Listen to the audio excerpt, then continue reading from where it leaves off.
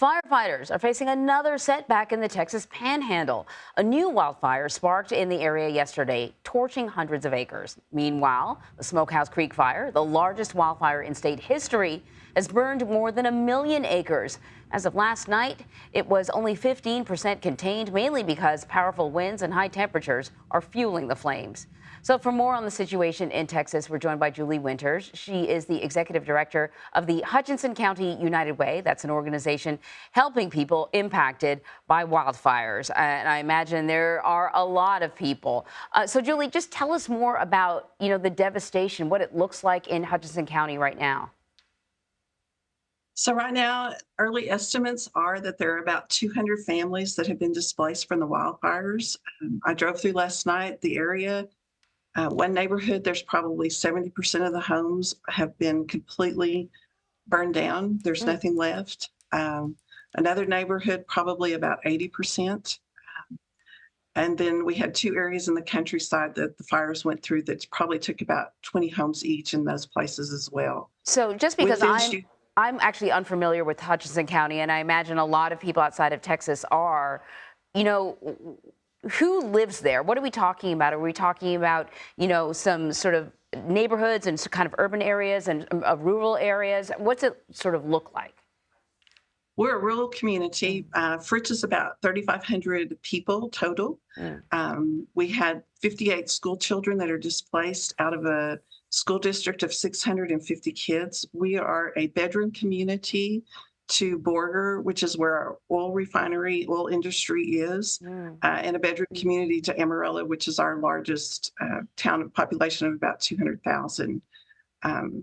We have some veterans that have been displaced with this. We have elderly people that have been displaced. We have young families. Of course, we know that fires, it doesn't care who it takes out. It just goes through and it's devastating. When I hear older people, I think of the smoke and just how difficult it is to breathe. When I hear rural, I wonder about farmers, their livestock, their livelihoods. What are the immediate needs that you are seeing from the people who live in that area? Well, we've been very blessed so far. We're very thankful for everything that has come in. But our biggest issue is that there is no temporary housing. So people who have lost their homes, trying to figure out where to put them up until we can come in with some type of long-term relief effort is very, very difficult. We do have a lot of ranch land around here as well. So people do have livestock that have been taken, or they're trying to figure out where to put them and get them out of the ways of the fires that are still there. We have a lot of people have come in with food and clothing and hot meals. And so that has been wonderful, but just trying to find a place for people to go that is just not an astronomical dollar amount is very, very difficult. So then what are you doing, and how crucial would some federal aid be right about now? We desperately need federal aid. Unfortunately, 10 years ago, we also had a wildfire come through Fritz. We were able to help about 80 families at that fire. This time we're looking at about 200 families. We were not large enough last time for government aid. We desperately need to be large enough for government aid this time. It will be very difficult for us to get enough charitable dollars to help these people get back into permanent housing.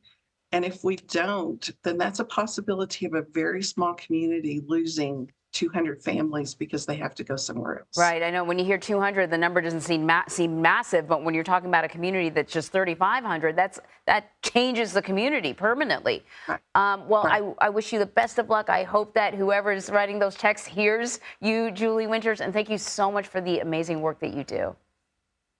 Well, thank you. And thank you for letting us share our story and just for all the help that has come our way thus far.